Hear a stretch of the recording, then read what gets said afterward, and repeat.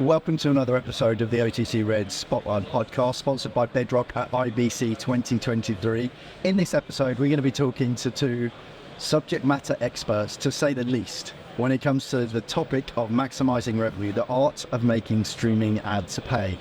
First of all, I'd like to give you guys the chance to introduce yourself, just so that people who are watching and listening get the opportunity to appreciate just what your stature is when it comes to being domain experts on this topic. Robert, would you like to go first, introduce yourself and give people a feeling of what your pedigree is? Sure, really it's a team pedigree for us. So I'm Rob Ambrose, I'm the Managing Director and Co-founder of Corrective Research. We are 12 people strong and we're a research and consultancy group focused on media, broadcasting, streaming and ad tech. What we do is we focus on understanding this really complicated market. I mean, we're here at IBC where there's 13 halls of tech.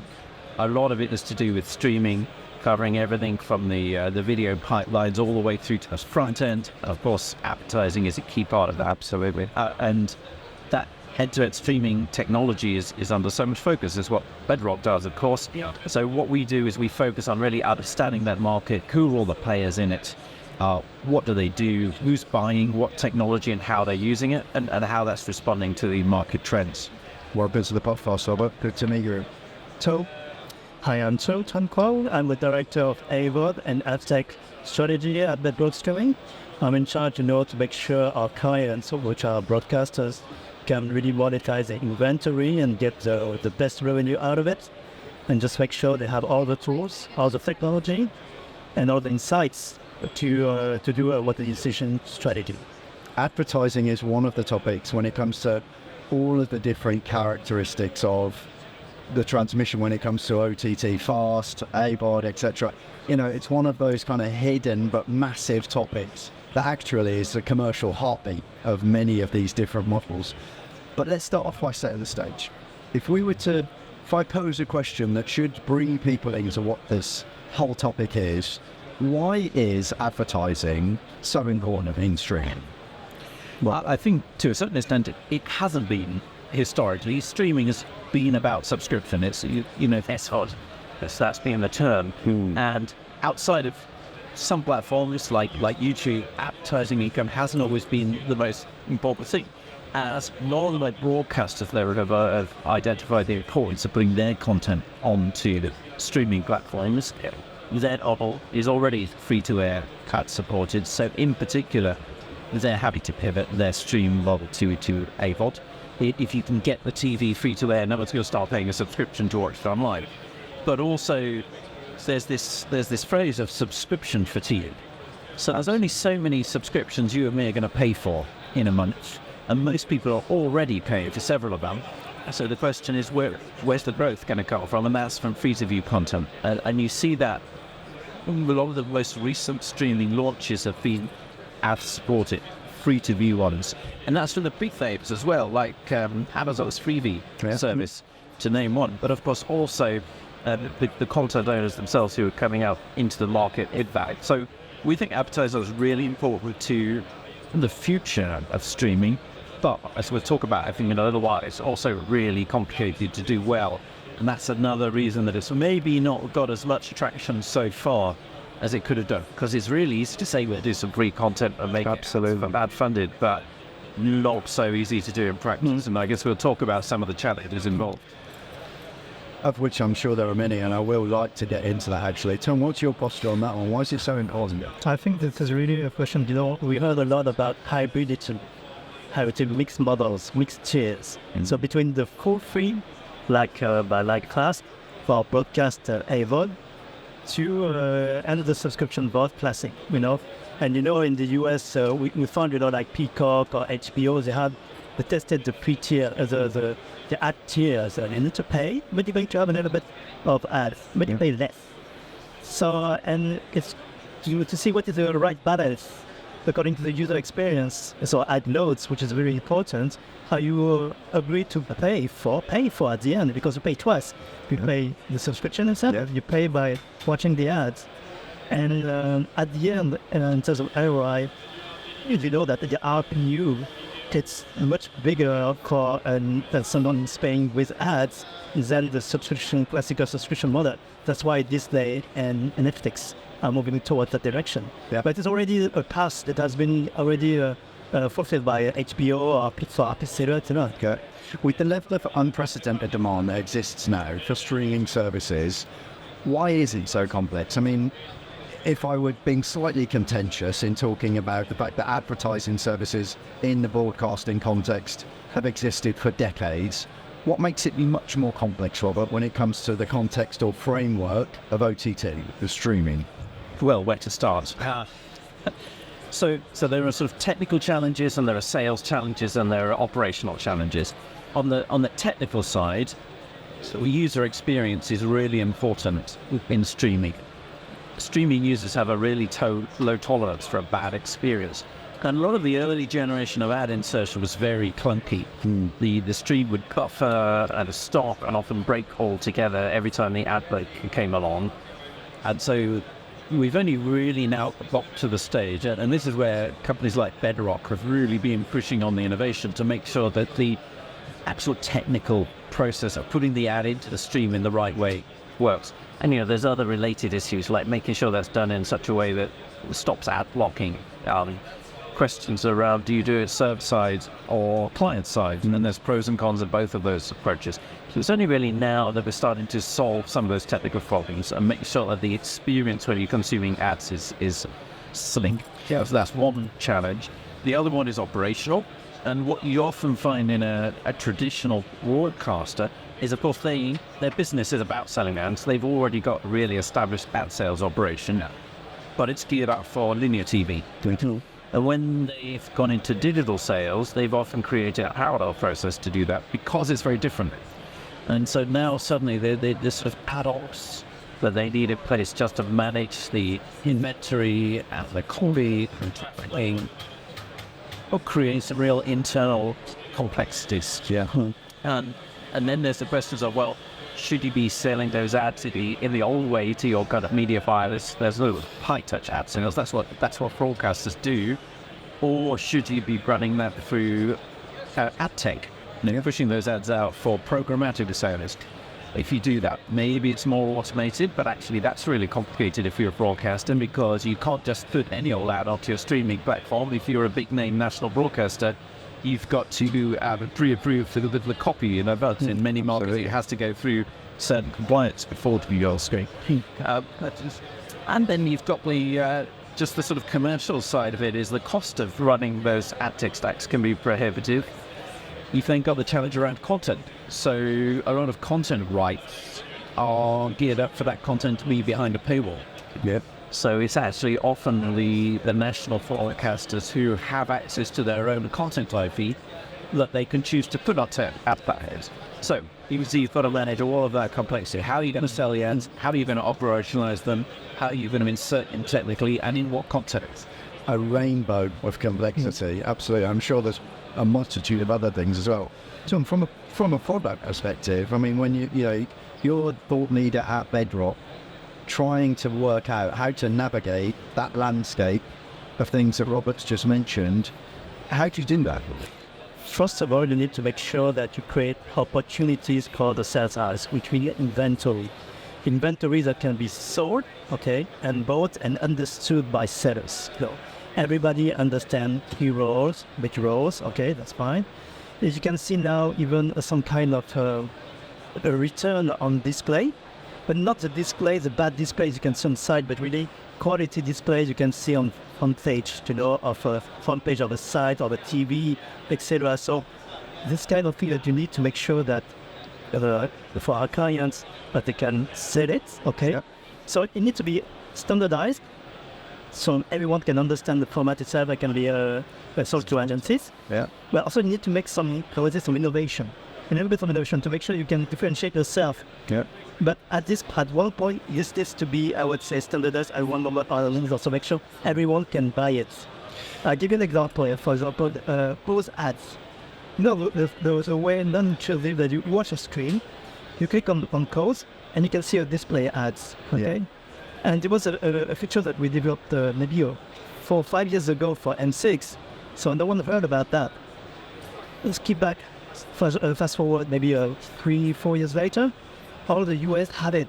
Yes. So you have all the US have it. So you have it also you have it on Hulu, you have it on Paramount Plus, you have it on the Channel 4. Yeah. So it's good, but now we need to make sure that it's available everywhere. Okay. Scale. So what would you say that the market is? I mean, ultimately, the title of what we're trying to pursue and chase down here is the answer to the question about the art of making the streaming ads pay, which relates directly to the appetite of a market to recognise the value and pay for that value.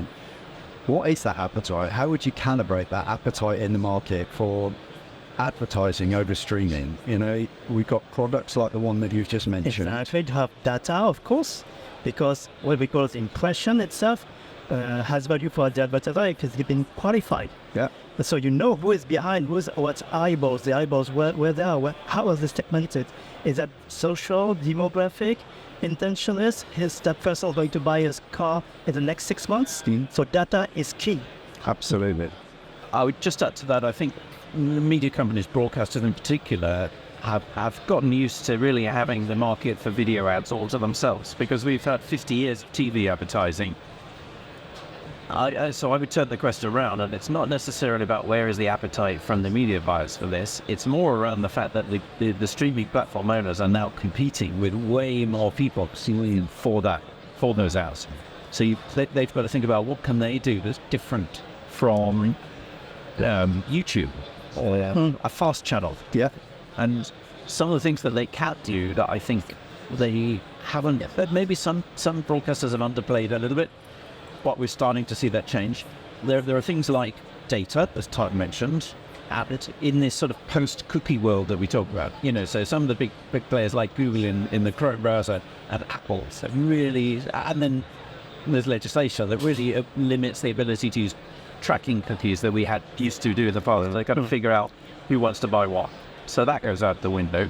So the thing that broadcasters have, and particularly national broadcasters, they have a great deal of brand trust, and they can potentially use that trust carefully to build up what we call first-party data. So they can encourage people to register to use their service. They can encourage people even to share basic information like their postal code, their zip code, where they live, their gender, their age, their interests. And then if they can mesh that with the sort of content that they're watching across the service, you can start to build up valuable first-party data that then becomes something that the other streaming platforms may not have. And then on top of that, you've got this sort of brand safe environment that many of the advertisers are looking for. There are some brands that are a little nervous about putting their ads out into this sort of wild west of programmatic sales and bidding, because they don't necessarily know where their ad is going to appear. Yeah. Making sure that your ad is on a trusted brand like a national broadcaster, they've been doing that for 50 years, so they can completely trust that their ad is going to be in the right environment if they position it there. What kind of nuance then to my question, not just about the appetite, but have the advertisers got enough capacity to be as innovative as they can be when they're looking towards things like programmatic? Or are they still thinking with that legacy type of mindset that you mentioned, Robert, where, you know, the market had probably plateaued, become very normal, very regular? You know, it's a whole new world now, right? The personalization element, the way that you can reach different people, the modes and different technologies to do that. I think in the main, the media buyers are very savvy. This is their world. This is their market. They all have specialists who understand how to buy in digital.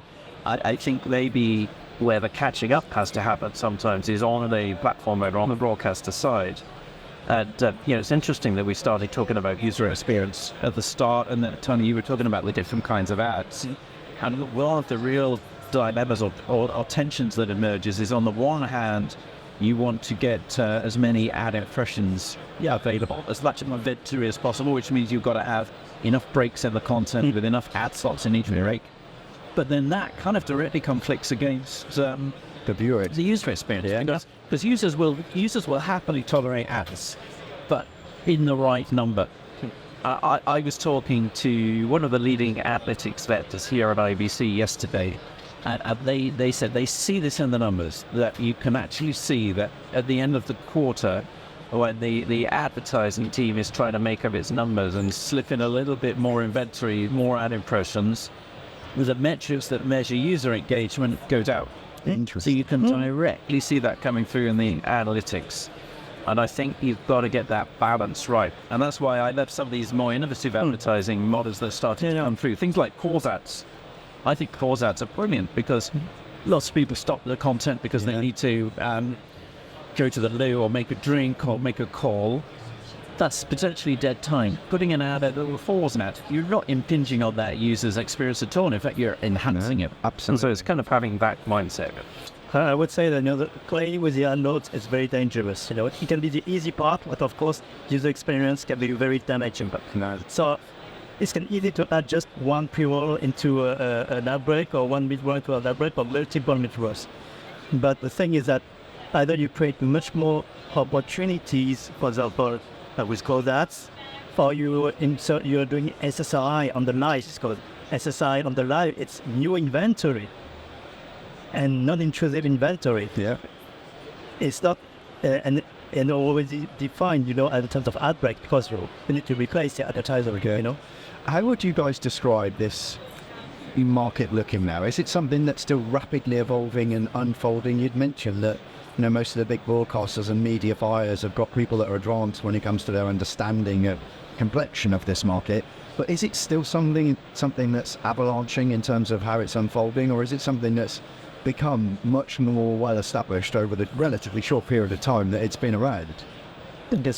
I think all the media buyers, they're looking at the trends, and as you know, COVID, explosion on the big screen, with all the tech that are behind it, new inventory that needs to be known. They want to get to know what they're buying, And since, on the desktop and applications, it's, we know the territories, non-territorial buyers, but on I would say on big screen, it's not there yet. There's so much inventory. They would like to know what else they're buying. That's why there's still a good trust between inventory from broadcasters, in terms of brand safety, etc. And they're willing to buy it because you have the big experience.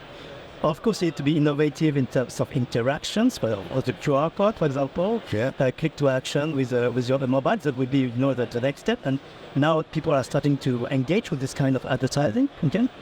And the big screen now is the place to watch, to see advertising.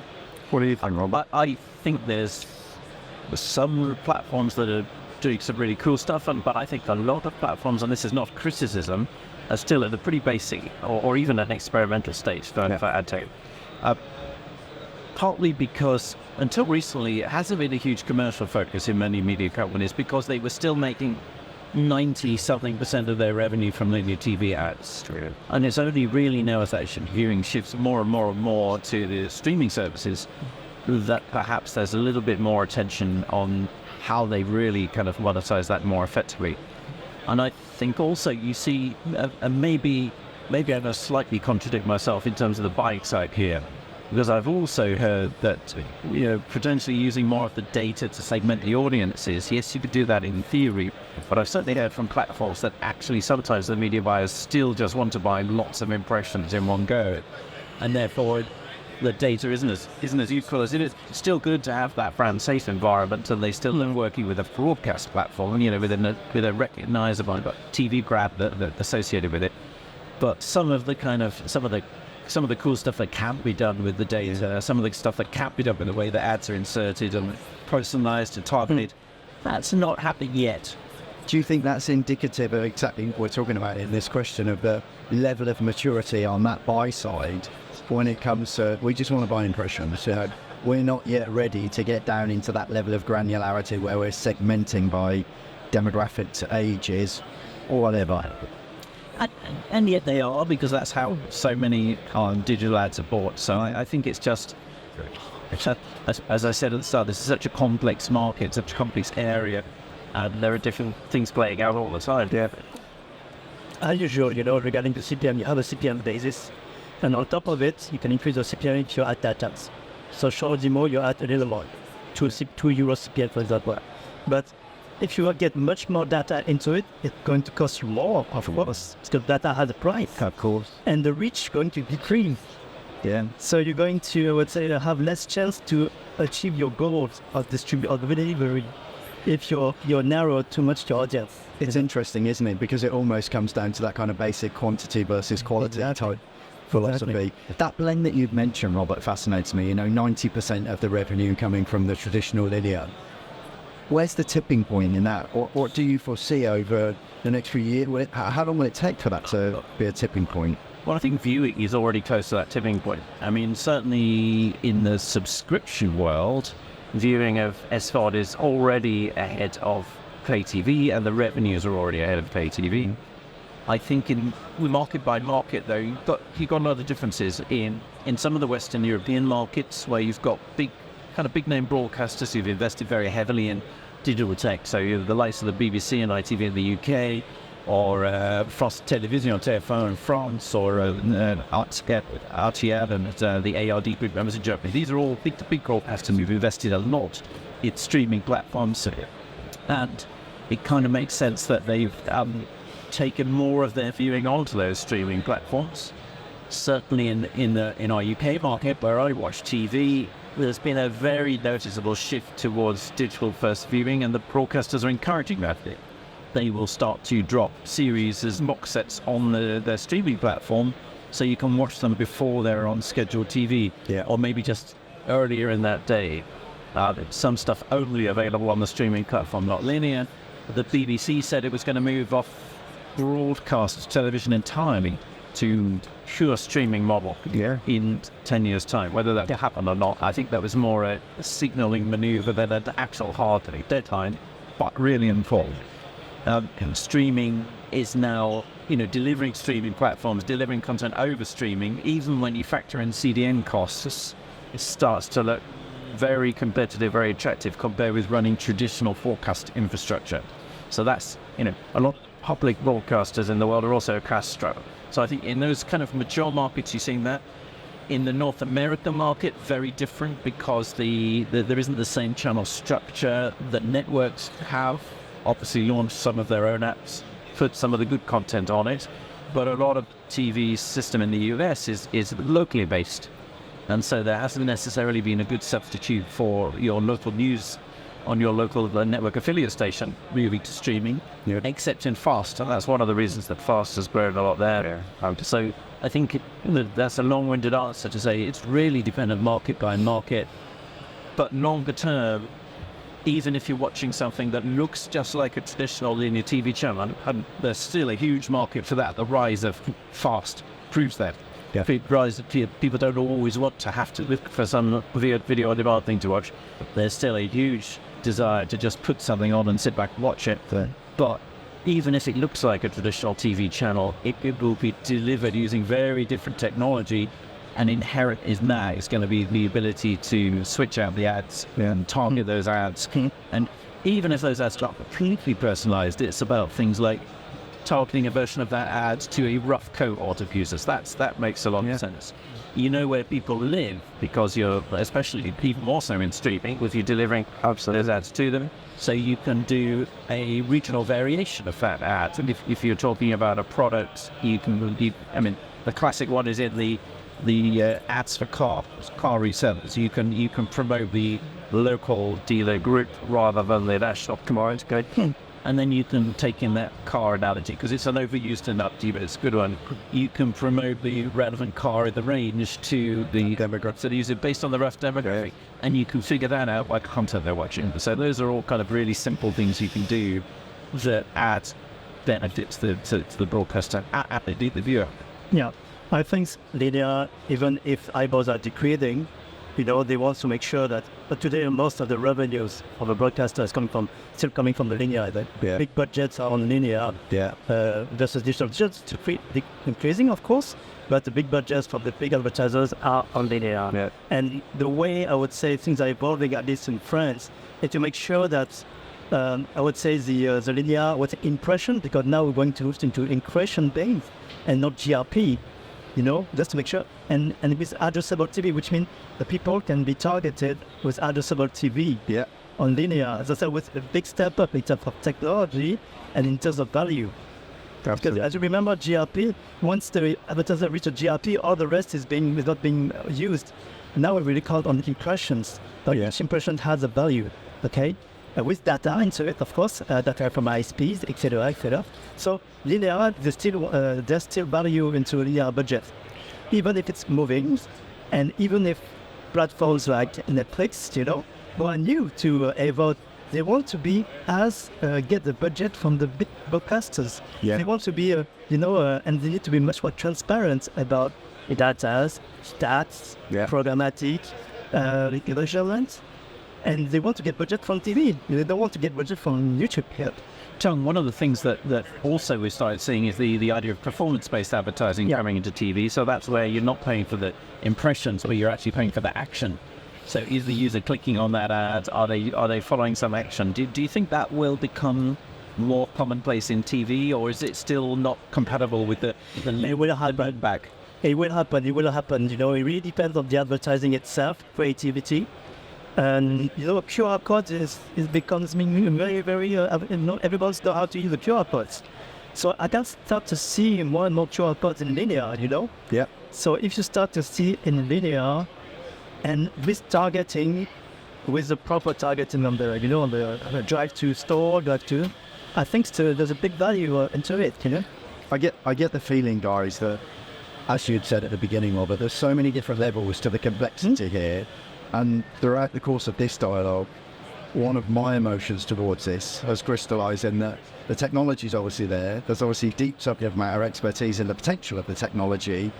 But as with so many technological advances, it's actually the philosophy of the people using it advancing in order to maximize what the gains are associated to that.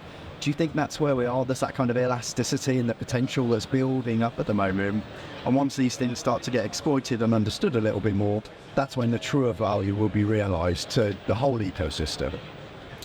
I think it's about, I don't think there's anyone in the industry who is stupid or not understanding the potential. But I think people are also aware of who's paying the bills and what the buyers are asking for. And so this is an evolution.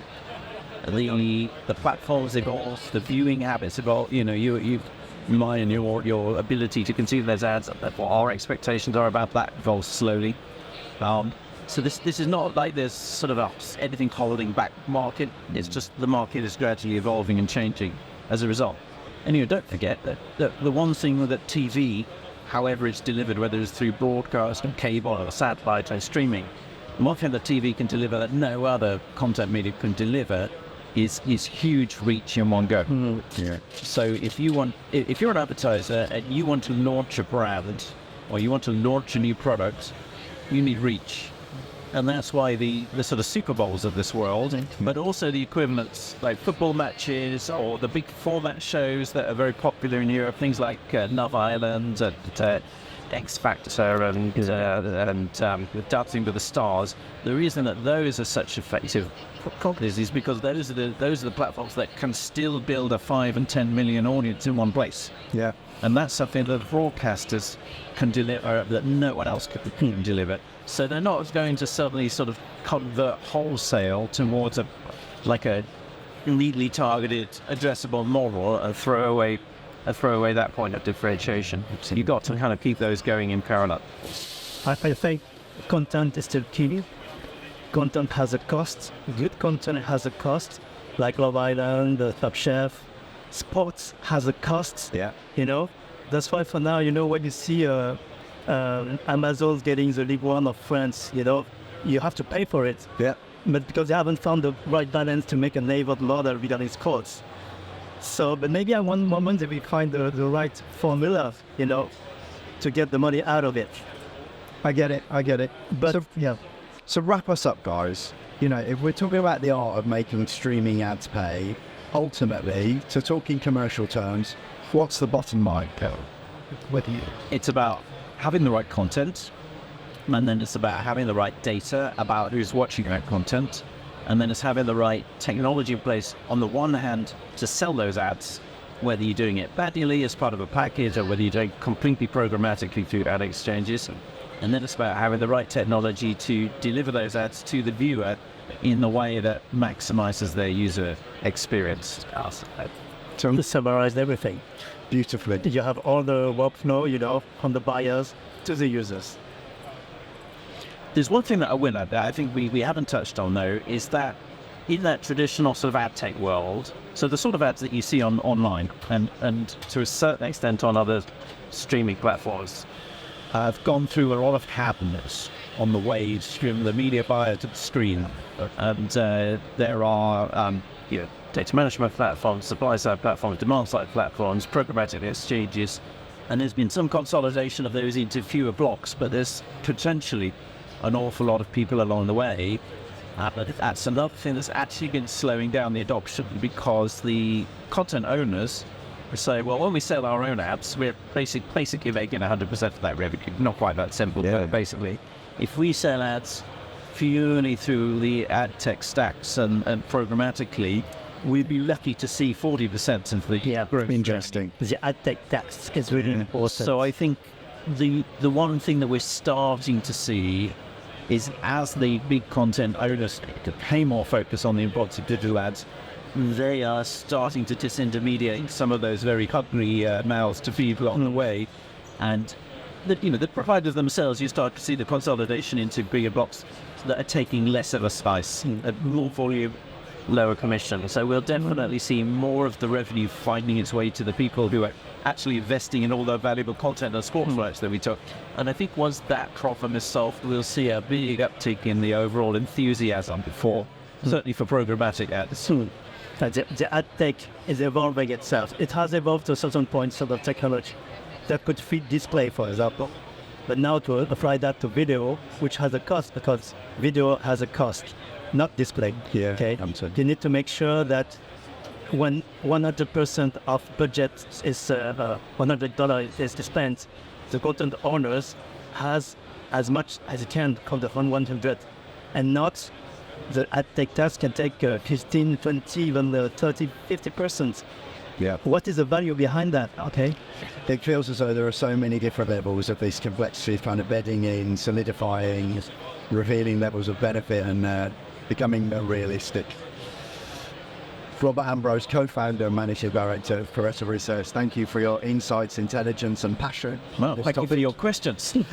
And Tom, thank you so much for leading the thought process when it comes to your domain expertise on this on behalf of Bedrock Streaming. Thank you very much, guys.